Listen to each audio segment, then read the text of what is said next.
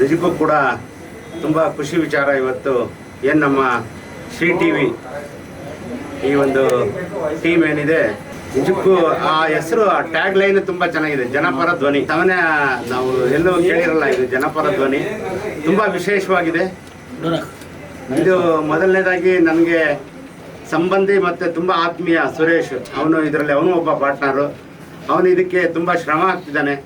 ಅವ್ರ ಜೊತೆಯಲ್ಲಿ ತಂಗವೇಲು, ಕುಮಾರ್ ಇಬ್ಬರು ಕುಮಾರು, ಕೇಶವ್, ಇವರೆಲ್ಲ ಒಂದು ಒಳ್ಳೆ ಟೀಮ್ ಆಗಿ ಶ್ರೀ ಟಿ ವಿನ ಇಲ್ಲಿವರೆಗೂ ತೊಗೊಂಡು ಬಂದಿದ್ದಾರೆ. ಯಾಕಂದರೆ ಶ್ರೀ ಟಿ ವಿಲಿ ನಾನು ಅಷ್ಟು ಇನ್ವಾಲ್ವ್ ಆಗಿದ್ದೀನಿ. ನಾನು ಅವರ ಹೊರಗಡೆ, ಯಾಕಂದರೆ ಇವರು ಏಳು ಬೀಳಿನಲ್ಲಿ ನಾನು ಎಲ್ಲ ರೀತಿಯಲ್ಲಿ ಅಷ್ಟು ನಾನು ಇನ್ವಾಲ್ವ್ ಆಗಿ ಇವರ ಒಂದು ಕಷ್ಟ ನಷ್ಟದಲ್ಲಿ ನಾನು ಕೂಡ ಭಾಗಿಯಾಗಿ ಆದಷ್ಟು ಇವರಿಗೆ ಮುಂದಿನ ದಿವಸಗಳಲ್ಲಿ ಇನ್ನೂ ಹೆಚ್ಚಿನದಾಗಿ ಈಗೇನು 17 ಜಿಲ್ಲೆಯಲ್ಲಿ ನಮ್ಮ ಶ್ರೀ ಟಿ ವಿ ತಂಡ, ಶ್ರೀ ಟಿ ವಿ ಟೆಲಿಕಾಸ್ಟ್ ಆಗ್ತಾಯಿದೆ.